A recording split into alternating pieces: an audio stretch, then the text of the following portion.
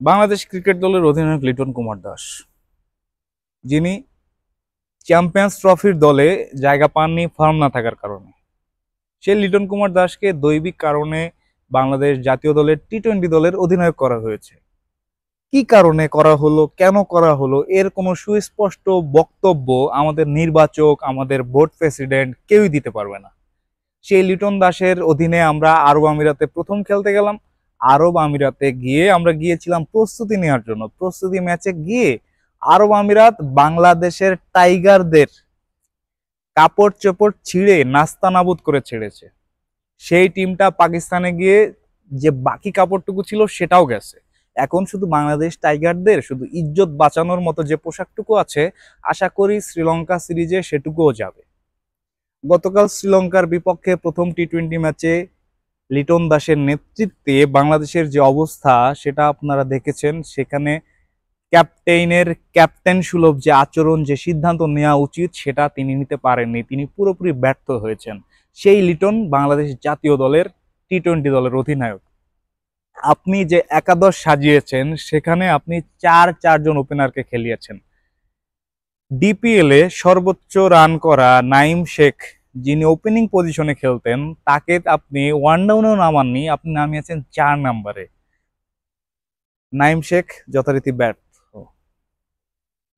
একই সঙ্গে আপনি টি-20 স্পেশালিস্ট আমাদের মুস্তাফিজুর রহমান, যিনি কিছুদিন আগেই আইপিএল এ দুর্দান্ত 2-4টা স্পেল করে এসেছেন, সেই মুস্তাফিজকে আপনি দলে রাখেননি।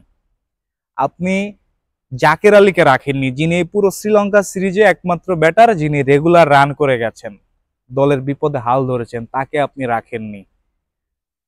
আমার কাছে যেটা মনে হয়, লিটনের হয়তো প্রতিভাবান বলতে পারেন, লিটন অনেক প্রতিভা আছে, এই আছে সেই আছে, বাট লিটনের প্রতিভার বিকাশ কবে ঘটবে, লিটনের বিকাশ কবে ঘটবে এটা স্বয়ং লিটন তো জানেন না, স্বয়ং ঈশ্বরও জানেন না যে লিটন কবে বিস্ফোরিত হবেন তার প্রতিভা নিয়ে।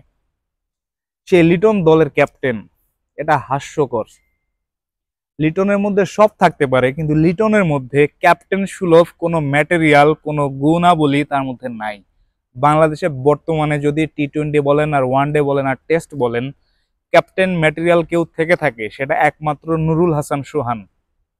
এটা একটা দুইটা ম্যাচ দেখে বলছি না, আপনি লাস্ট 3টা বিপিএল, গ্লোবাল সুপার লিগ, আপনি ডিপিএল, বাংলাদেশ এ দল, বাংলাদেশ এসপি দল, সামগ্রিক বিচার বিশ্লেষণ করেন, বাংলাদেশের সেরা একজন যদি আপনি ক্যাপ্টেন ম্যাটেরিয়াল পান সেটা নুরুল হাসান সোহান। শুধু ক্যাপ্টেন ম্যাটেরিয়াল না, তিনি যে জায়গায় ব্যাট করেন সেখানে তার যে গতিতে ব্যাট করা উচিত, যে স্ট্রাইক রেট রাখা উচিত সেটাও তিনি রেগুলার মেনটেন করেন, কিন্তু আমরা তাকে সুযোগ দিতে পারছি না। নুরুল হাসান সোহান কেন স্কোয়াডে নেই, কেন স্কোয়াডে জায়গা পান না, কেন তিনি জাতীয় দলের অধিনায়ক হতে পারছেন না, এইটা আমাদেরকে যতটা ভাবায়, এর সিকিভাগও যদি বাংলাদেশ ক্রিকেট বোর্ড কর্তৃপক্ষ ভাবতো তাহলে বাংলাদেশের ক্রিকেট আজকে এই অবস্থানে নামতো না।